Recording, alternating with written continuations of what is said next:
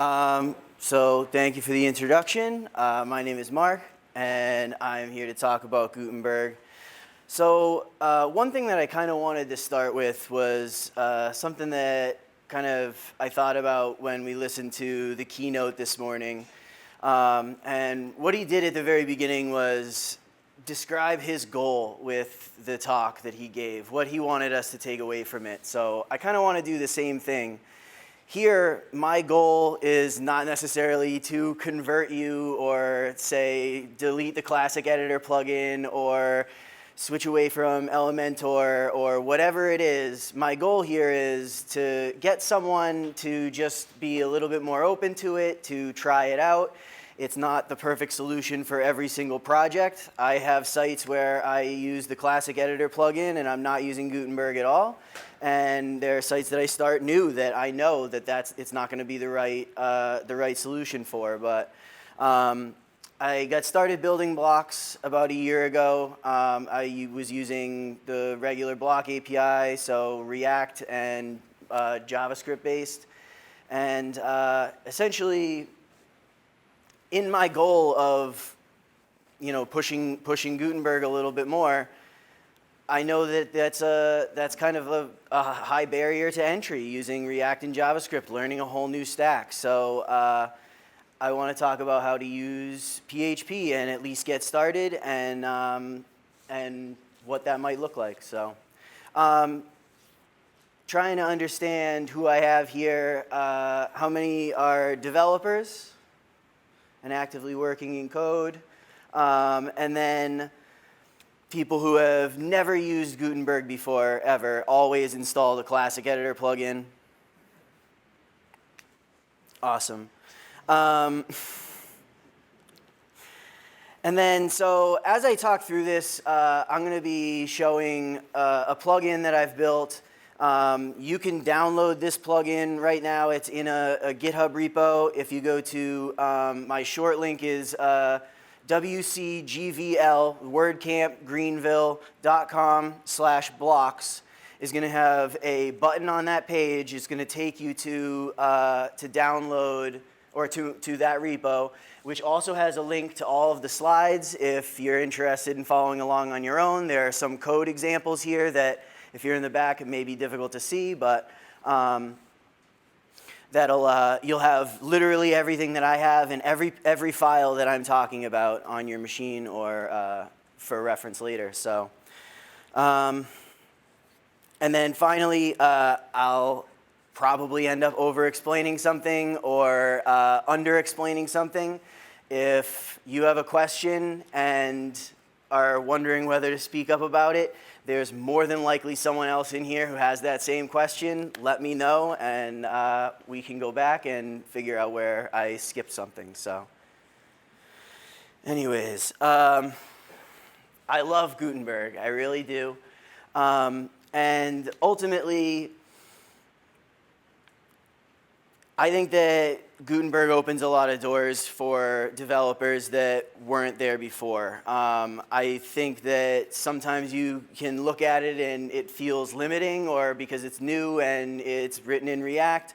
As I said in the panel, there is an API to control this where there's not, or probably not as vast an API with as much documentation as TinyMCE, because I know that you can manipulate it. But ultimately, when I saw Gutenberg for the first time, I loved it because I could make my editor look like this.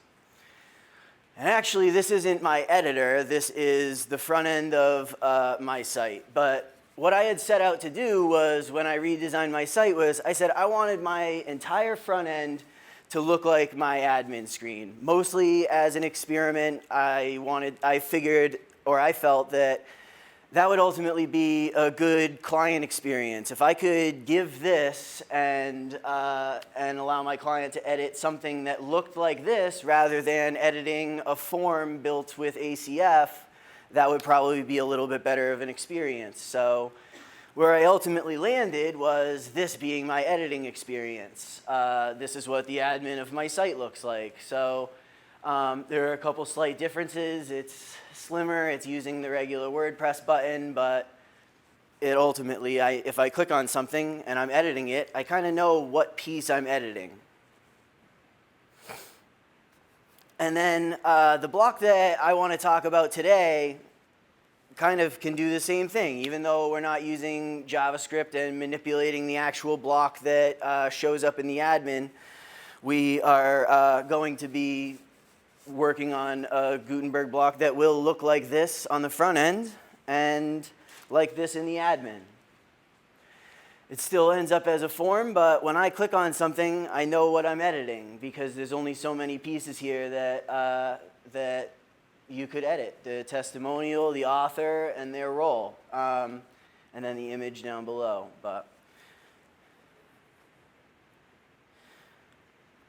So, what I'm going to talk about today, restricting the block editor. I think that that's kind of important. I think that out of the box, there's a lot of things that Gutenberg gives you that you don't necessarily need.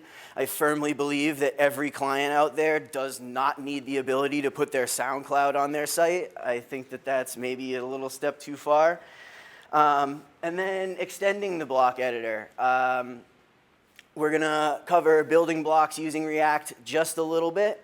I did give a talk in Greenville's meetup about building blocks. I followed a repo of mine similar to the one that you'll find at the link I just mentioned, wcgvl.com/blocks. And it's a full tutorial how to build a block using JavaScript, what each individual item means, how to get started, and they actually make it super easy now to build it because you don't need to install anything on your computer outside of Node. You don't need to install extra dependencies. It will spin it up for you, but that's not what I'm here to talk about. Then we'll move on, and we're going to talk about building blocks with advanced custom fields in PHP, and then some other options for building blocks. Quick question. Yep. What's the site with the React? You said there was a tutorial. Yeah, so if you go to wcgvl.com/blocks, it's going to redirect you to a GitHub repo. In that GitHub repo at the very bottom, there's the README. It'll just be text right there, and it's gonna have the name of it. It's gonna list where my slides are. There are gonna be a number of other resources, and in those resource links, there's like 10 of them. There's a link to my other repo, which is adjacent to this repo, where I go through step by step. It's got a whole written out process. Download this, and it also actually has individual branches where this is where step 1 should be, this is where step 2 should be, this is where step 3 should be. So if you could follow it, check your work, do whatever you need to do there. Yeah. So the first thing that we're going to talk about, restricting the block editor. So this is one of the files in that plugin. There's, outside of the files that run the block, which include a JavaScript file which has nothing in it. It's just like if the block were to do something on click or something like that, you'd write your JavaScript there. It includes CSS style sheets, one for the editor and one for the front end. Then PHP that's actually controlling the block. Outside of that, there are 3 other files that I have included in there. One for extending Gutenberg, one for restricting Gutenberg, and one for, I'm calling it housekeeping, some little extra pieces that are related to this plugin. And then ACF is actually saving all of its JSON into the plugin rather than into the theme. I built this plugin using 2020 as the theme. And so, as such, is not my theme. I'm not going to edit that theme. I'm not going to add style sheets to that theme. I'm not going to add anything to that theme. I wanted my ACF to go into my plugin folder, so I'm just redirecting that. So what we kind of have going on here is a very simple function where I'm saying these are the only blocks that I want allowed. There is, like I mentioned, a SoundCloud block. There's a block for verses. If you're writing a song, it's probably for poems, but I like to think of it as a song. I want to allow, at least my clients, images, paragraphs, headings, lists, a gallery, quotes, tables, buttons, columns, the separator, which is a very simple block, just breaking up space, to allow videos, and then they can embed YouTube, Twitter, Instagram, and Vimeo. But that's it. I don't want to have to design or style for every single block type that Gutenberg adds out of the box. The very, very first thing I do is say, these are the only ones that this theme that I'm building or this plugin or whatever it is is gonna solve for. These are the only ones that I want to allow the user to use. So in that, we are restricting Gutenberg down to those. A little bit further down, there's one other thing that I added, because as I add this block, I don't want to have to necessarily add every single new block that I create to that original list. I really only want to restrict those core blocks. So this is kind of my solution to it, is this first function here. I'm going to look at what blocks I've allowed. And that's going to come into the function as either a Boolean or an array. If it's an array, I have that other function. If it's not, I don't have that other function. So I'm just saying all blocks are allowed, or I'm adding new blocks and then merging that original array from here with the second array. How many people are following me? Okay, all right, awesome. So, in talking about restricting Gutenberg, this is something that I came across that was almost a little bit annoyed to see, was the ability to choose a custom font size. If you're using a stock theme, great. I don't want my clients being able to choose their font size. That's way too much power. So, I mean, at least it's only on the paragraph and not headings and stuff like that, but still. This is a font size 6, which is way too small and inaccessible. 16 point should be the least that is displayed on your site if you're looking for accessibility. And then I think I actually set this one as probably 32 or 42 or something like that. It's too big. It's just a paragraph. They should all be the same size because someone designed it, and I want to maintain the integrity of the design. That's how I feel about it. So in order to do that, it's really actually just this very simple 5 total lines, function name, and then saying I'm adding theme support for disabling custom font sizes, which is a little counterintuitive, but that's how you do it. And then adding editor font sizes, and I'm passing in an empty array because there are no font sizes that I want allowed or available. And the result is our paragraphs are all the same size, and you can't change the size. And I wish that I could get rid of that drop cap, but you do need to use JavaScript in order to modify that existing block, and that's outside of the scope of what we're talking about. So, just that same function was on the same slide. Again, all of these files, you can get all of this content on GitHub. You don't have to download anything. You can click into the individual files. They're named exactly what we're talking about, if that's what you're looking for. But extending the block editor. So I'm going to call this extending the block editor, but you might not think that that's what I'm doing. But here we have this accent color. It's determined by the theme. This actually took me a lot longer than I was hoping it would to figure out how they were getting this in there. I can't tell if I didn't check to see when it was added via PHP, but it is now. Based on the theme that we're using, the client is able to, the user, is able to choose whatever color they want it to be. But using 2020, I don't know if I want my users to be able to create pink text on this tan background. So ultimately, I'm going to extend Gutenberg to use my color palette. All I'm doing down here, can we see this? Can everybody see what this is? It's yeah. I can't change it with this.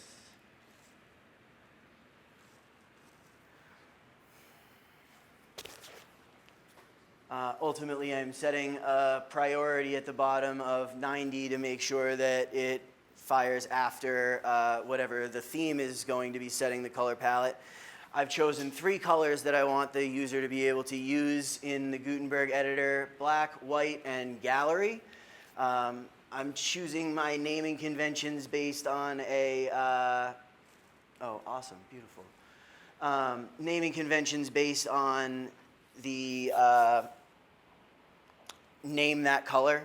Is just a small tool that I think makes it easier than naming gray 1, gray 2, gray 45.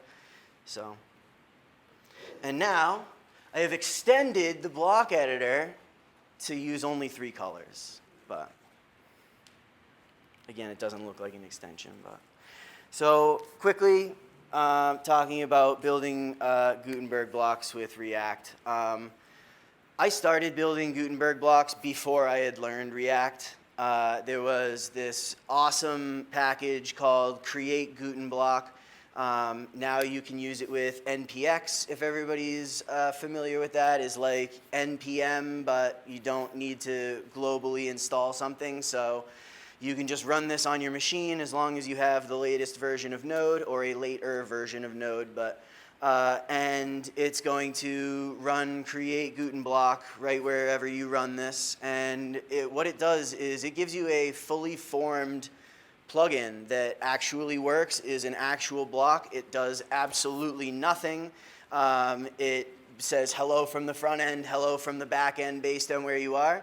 But just a really great starting point if you're looking to get started with something, get something working that you can manipulate.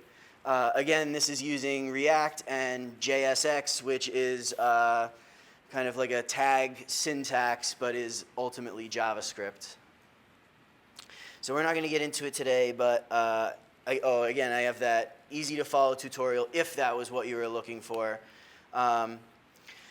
But this is why I want to talk about building Gutenberg blocks this way. I think that ultimately having the control over what we have in this sidebar and what these blocks can actually do really opens a lot of doors. This is a block that I built that when you search or when you add a marker, it's doing something similar to what Gutenberg or what ACF's repeater field is going to do. It's going to add a new search box, and you can type in it, and when I hit apply marker updates, what the code is actually doing is it's hitting the Google Maps API, figuring out roughly where that is. As you can see, I'm typing Dilworth, Charlotte, which is a neighborhood in Charlotte, North Carolina, and I have set the center of my map to Charlotte, North Carolina. I'm not doing it based on longitude and latitude. Because that is ultimately being determined by the return of the Google Maps API. This map over here is using latitude and longitude to know exactly where to put that marker, but I have an API going in between based on when someone's inputting data and whatever they want to do with it. Because it's built in React is the only reason that I can do something like this. There's no API that is necessarily built that WordPress is providing that's going to allow me to do something like this. What I am using is the, I can't remember whether it's rich, it's not rich text. There is a component that is creating this field. There's a component that is creating this button, as there is a component creating this button and this button. Those are provided by the WordPress API and WordPress's components for building Gutenberg. But ultimately, I'm assembling them in whatever way I see fit and doing whatever I would like with them. In this case, hitting the Google Maps API. Now, this is a really, really early version of Gutenberg. I've had this I'm going to say GIF for, I don't know, like a year and a half, and I can't find a more updated one, but just kind of to show what Gutenberg almost means. We have someone searching using an API to hit Unsplash and see what Unsplash images exist and ultimately populating their page with one. The same could be done for anything that had an API, whether it's Shutterstock and you have a license for Shutterstock to download whatever you like, but being written in React allows Gutenberg to open a door like this and let anyone build absolutely anything with it. So, I won't talk about React anymore, I hope. I will be going over building blocks with ACF and PHP. So, in that same plugin that we were looking at files from before, you're going to find all of these files that we're going to go over here. Ultimately, this is the block that we were going to be building. It's the same one that we saw earlier in the presentation. And this is probably something that everyone's familiar with. If you're familiar with ACF and you've built pages using ACF before, all I've done is created a field group. I've called it block testimonial. I believe when the beta for this came out, you did need to use this naming convention. I actually just like this naming convention now because now when I'm looking for it, I'm not looking at testimonial, I'm looking for a block named testimonial. And I haven't done anything crazy here. I'm just using a text area for the testimonial, a text area or just a regular text field for the author and the role, and an image field for the profile. For the image, I'm just returning the ID. And down here, this is maybe a little bit out of order, but I've selected the block is equal to testimonial. If you came in and you did this first, that last piece isn't going to work because we haven't defined the block, but let's not do that one just yet. So I was a little opinionated in how I was setting up this plugin to make it as easy as possible to extend. I have my blocks folder in which I have a blocks.php where I'm doing one thing. I am calling out my testimonial block. Inside of my testimonial block, I'm running one function, ACF register block type, and I am defining it pretty similarly to maybe if you were familiar with creating an options page using ACF. This is code that if you weren't doing this in a plugin and you were doing this in your theme, might go in the functions file or a file that you are requiring inside the functions file like I was doing in the blocks PHP file. Ultimately, I'm giving it a code name, a name that is going to be read by the computer, the server, the browser. So no spaces, no uppercase characters, just a safe name. Then the name that I would like the user to see, a description, and then I am defining a function here called the render callback. Essentially, when this function exists on the page, this is the function that I'd like you to run in order to create that code. I'm putting it in the formatting category, which if you're looking through Gutenberg blocks, there's a category called formatting. It definitely does not fit in that category, but I pulled this mostly from ACF docs, and I did not catch that one. But it would work. It would just show up under formatting. I think maybe it could show up under common or another category, but setting an icon is just using dash icons. If you've ever set up a post type using register post type, you would be familiar with dash icons because you're going to set a specific icon. Keywords, how someone might find this block if they're searching for it in Gutenberg.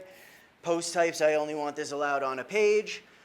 Mode is set to auto, and what that does is when I click into the block, I want to see the form. When I click out of the block, I want to see the block output. The standard functionality is it's going to be, you're always going to see the output, and there's going to be a form on the right-hand sidebar. I want the person to be able to use it in place by clicking on it. I think it's a better user experience. And then I'm enqueuing a style, and then that's just a ternary expression saying if it's the admin, display this editor.css. If it's not, display style.css. For purposes of this, they're exactly the same, but there are use cases where you might want your Gutenberg block to have some slightly different styles in the admin than you would on the front end.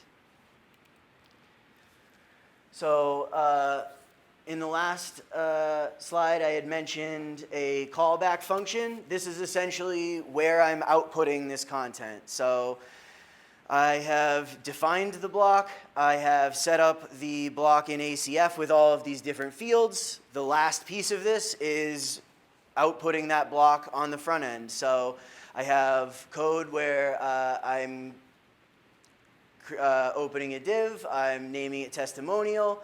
I have output the testimonial in a block quote. I have my byline where it's going to display a profile image, the user's name, and whatever their role is. Any piece of this that you didn't want in there, you could take out. Say, I only want to display their name. You would remove the line where I'm displaying their role. You would also probably delete the ACF field where you're collecting their role, and it's gone. Same as if you were to add it. The same as if you were to build out anything using ACF is going to look something like this and something like the ACF screen that we had looked at. So, and then the very last thing that I wanted to do here was, again, a bit of an opinion that when I was displaying the image above for the author, I'm specifying a new size above, get field, WP, get attachment image source, get the field, the profile image, which is the ID. And it turns out that maybe I'm not. Oh, sorry, right here, profile. That's just the image size that I'd like it returned in. The image that I uploaded, if you saw it in that GIF where I was going through it, it's like 400 pixels by 400 pixels. I'm only displaying it at 60 pixels, so I just want an image to be returned to me at 60 pixels. And I just put it in the same file because this file is what is controlling everything about my testimonial block. And the reason I kind of built it this way, and it's all foldered, and I even have my blank profile image if someone didn't upload an image to that field that I had provided. And I have my editor and my style and my script files all in the same folder is, after I've built this, and actually, and then the last thing is my ACF JSON, that's all of my JSON files, is I can take this plugin and put this on any website, and I have access to this block. So, and I want to double check that. And the only other thing that I was doing in here, I had mentioned that housekeeping file was, I'm making sure that ACF Pro is available because this is functionality only available in Pro. And then the pricing has actually just changed. Those of you who got in for $100 flat fee, that's over. It is, I believe, $250 a year if you want to use it on unlimited sites. But it is truly an incredible plugin and well worth that price, in my opinion. And I have not actually signed up for it yet, but there is a way to pay for it even further because of the value that it's driven for people. It's driven more than $100 worth of value for me, in my opinion. But yeah. So we're at about 32 minutes. If we were interested in building an additional block and kind of walking through that process, we can do that. Is that what we want to do? I guess I'm asking a room full of people that. So, can anyone think of a block, simple, maybe like a testimonial block, that we'd like to go through creating? Oh, say that again? An author box. Yeah, absolutely. So, yeah, I mean, there's. Yeah, exactly. You can definitely get a testimonial block. Ultimately, what I see this doing is not being necessarily a testimonial block, but where you might have used the flexible content editor to be almost a page builder. You're creating something, a site for someone or for a client, and the design has 10 or 15 different styles, but you don't want to necessarily limit them by creating those inside of a template and only displaying and they can only use them in a certain order. You can allow a user to use them in any order that they want, still maintaining the design that you've created, and they can reorder things, they can pull out individual blocks, do whatever they want with it, alongside of regular Gutenberg functionality, adding a video without creating. I used to accomplish this by creating a content block in the flexible content blocks, and it was just a WYSIWYG editor. So, first of all, are there any questions? No questions.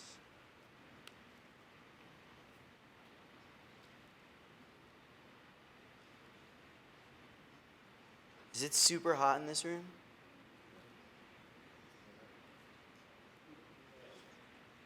I'm warm, but feel like I've been shouting, so.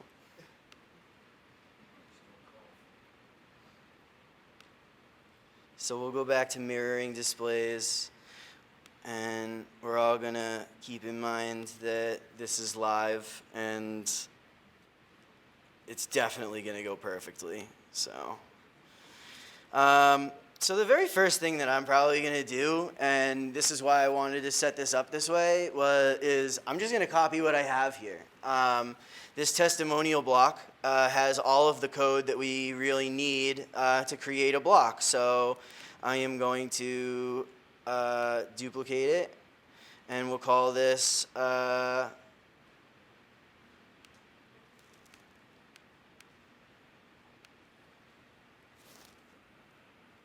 see it right. Call it author. We'll go into blocks, and we're going to say, I'm going to add the author block.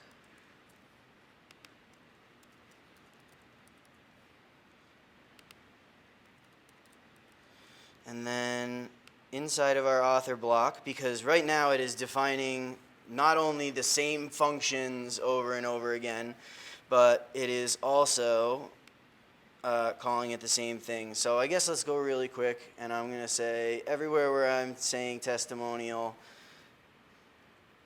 I'm going to change that to, let's not go that far.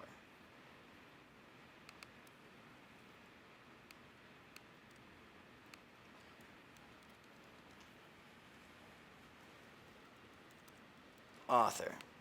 Now I want it to show up with a capital A and a custom author block. My callback function is going to be author render callback. We'll still put it in formatting. I'm not going to go up and look up a different icon, but we could look for a different icon if we wanted to show it as something else. It'll be, if you were to search for it, you might search for author. You might also search for, what else would we search for? Say it again? Name. Yeah, it's a name block. It's going to display the author's name. Let's allow this on pages and posts. And I still want to keep it auto. That's still a personal preference. I am not doing anybody favors here. Yeah, so auto is just my preference in the ACF block. So when you were to click on you go to Gutenberg on the admin of the page that you want to edit something, and you have your block, and it's displaying as it would on the front end. When you click on that block, it's going to switch to the ACF form. The default functionality is clicking on that block, and it doesn't switch to anything. It opens your form up in the right-hand side in that sidebar that we had seen where I was removing the font size and the font size names. By default, that's where your form fields are going to show up, but I'd like them to show up right in place, and then when I click out of the block, then I can see my updates. So if you didn't have this, that would be the default functionality. I believe that you can put default in here. In the repo that I've linked to has all of the documentation. So if you were to go to the ACF register block type documentation that there's a link to, and you looked at mode, you'd see the other two options that you could put in there. Is this an ACF thing? Or? This is ACF. This ACF register block type is an ACF function. And then actually you can even see that down here I'm using if the function exists, ACF register block type, which is the function inside of my function, then I'd like to run this on ACF init. I think that actually even without this, it's not going to break because this action of ACF, or this hook for ACF init, would never run if I'm not running ACF at all. But say I was running ACF, but not ACF Pro, technically this hook would fire, this function would run, ACF register block would not be a registered function, and your PHP script would fail, and you might get your white screen of death, and you might not know why, and this plugin would be to blame. But that's impossible now. It won't break. So I've changed everything here to register the author block. I'm going to change here as well. Instead of the author block, what did I do there? I'm going to, instead of the testimonial block, I'm going to go with the author block. I'm still going to pull in the block, the content of the block, and then is previewing the post ID. That was all stuff that I essentially copied from ACF. They're just using it to create a block ID based on the post ID. And pull in any classes that you might have added that are manual classes, either in the advanced settings or if you set your block to align wide or align normal. So the rest of this doesn't exactly exist.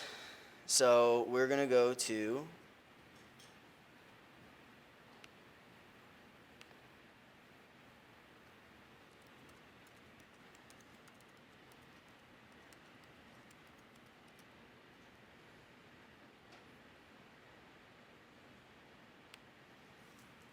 our custom fields. We're going to create a new one.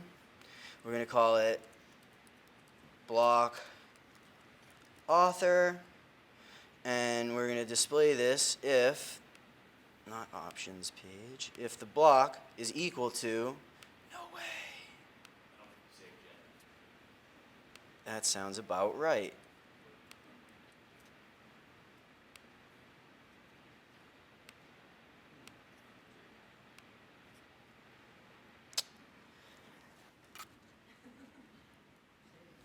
Yep.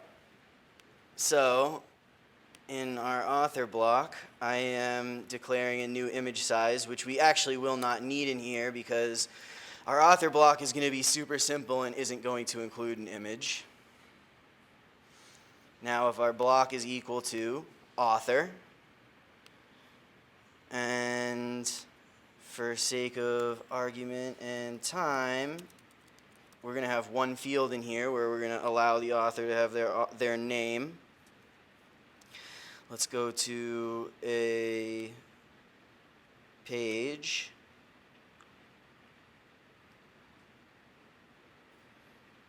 We have too many big paragraphs in here, but I'm going to add a formatting block. No way. Why wouldn't it show up in there? I have my author render callback, register author. I have my individual block here. I know why. Because when we were restricting Gutenberg, I didn't tell it that it was allowed to use the author block.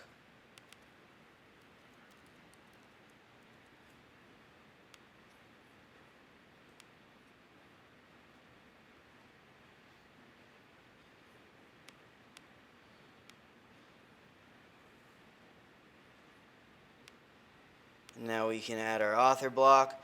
I'm allowed to add the author name. We can hit update.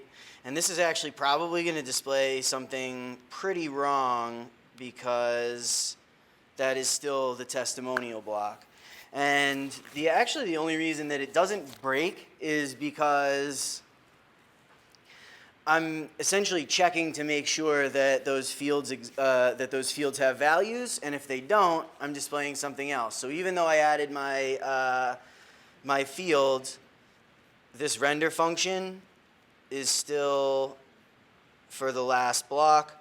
So we could take almost all of this out. We could even take this out.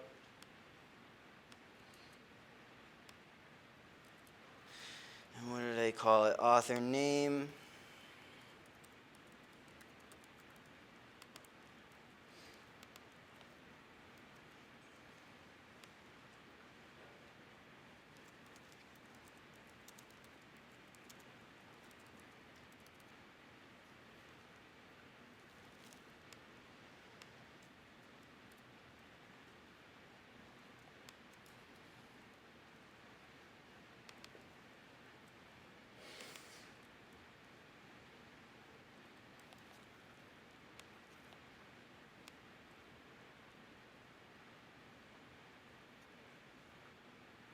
So I'm displaying the name that I put in here.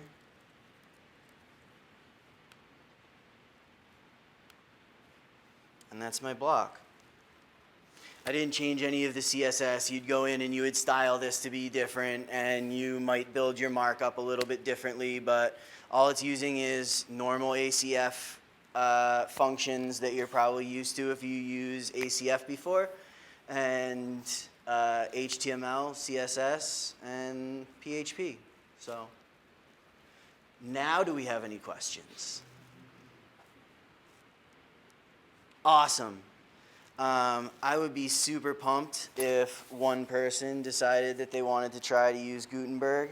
And if you do, I would love to hear about it. So, oh yeah. Sorry. Right when you were wrapping up the question, you may have actually already said this because I walked in like 2 minutes late, but what, in your view, is the difference, what would be the argument for building a block with like ACF as opposed to just building a block? The level that it takes to learn React. If you're a PHP developer and that's what you're used to, and your extent of knowledge on React is jQuery, then, on JavaScript is jQuery, then that's probably not something that you're going to learn in order to jump into using Gutenberg. My idea is that you can do a lot more. If you're building out just a standard, a client site that, is probably used to something like this, this is going to move their site at least into Gutenberg and just be forward thinking with it rather than using the classic editor and getting them used to doing more. And a part of my belief is that Gutenberg isn't going anywhere. Like, it's not going to be rolled back. It's here to stay. And anything that we can do to maybe take a step in that direction, even if it's not learning React and not learning JavaScript deeply like we're supposed to, and using PHP to create these blocks, you're still taking a step in the right direction. I did want to describe the unsplash block because you couldn't do that with ACF. That's just not something that you could create with advanced custom fields. But it's also not something that's going to come up on an everyday basis. But if you were a plugin developer or an aspiring plugin developer, seeing something like that, I would hope maybe makes you think differently about how, the things that are possible with WordPress and how you could build something that could be useful to a ton of people. Ultimately, I don't want to work for anyone. I want to work for me. And I would love to be the Elliot Condon where I'm, putting my code out into the world and making money on that, and I can work on something I'm passionate about and improve it. But and I want that for anybody else who wants that. And that's where I think the next step is, the next big opportunity to do something like that, I think is in building Gutenberg blocks. But that's a whole side piece. Sorry.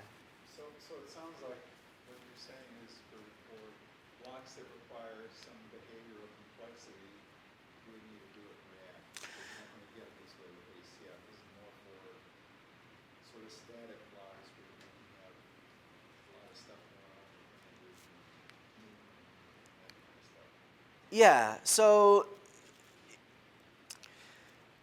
you can use ACF to build blocks the same way that you've been building sites without Gutenberg, but by moving your it's just kind of changing your environment.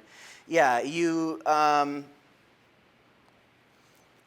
to need to learn React if you want to build anything like that. But also, I don't think that the average client needs that. If you're going to build a block with an API integration that searches through Unsplash, you're not doing it for one client. You're doing it for the WordPress community.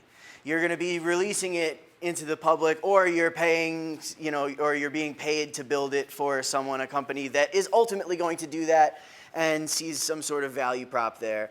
But it's not. You're not going to be using ACF because that ACF is ultimately a dependency, and that's what is also built into the plugin. I'm not going to be building blocks that I release to the world that have a dependency on another plugin. Maybe I'd build it as an extension, but. I own Cadence Pro, for example. Cadence is a library of blocks that you wouldn't be able to do this way. That's something React. Cadence Pro is a library of blocks. Right. So did it come? It came with your theme, or it's completely separate? So there are a lot of libraries out there, like CoBlocks or Ultimate Blocks, I think is one. There's a ton of them out there, and they're only going to keep growing.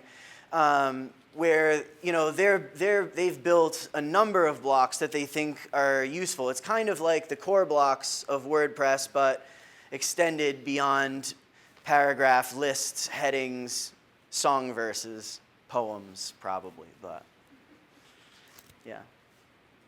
So if you have any more questions, if not, I'm around. I like to talk about WordPress, Gutenberg. I like talking about Mustangs, only years 79 to 93. I will also talk about other Mustangs. I like talking about Miatas, blown head gaskets, and what kind of car I should buy next.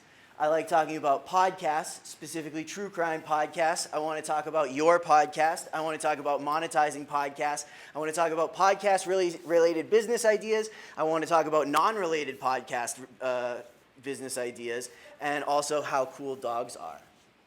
So.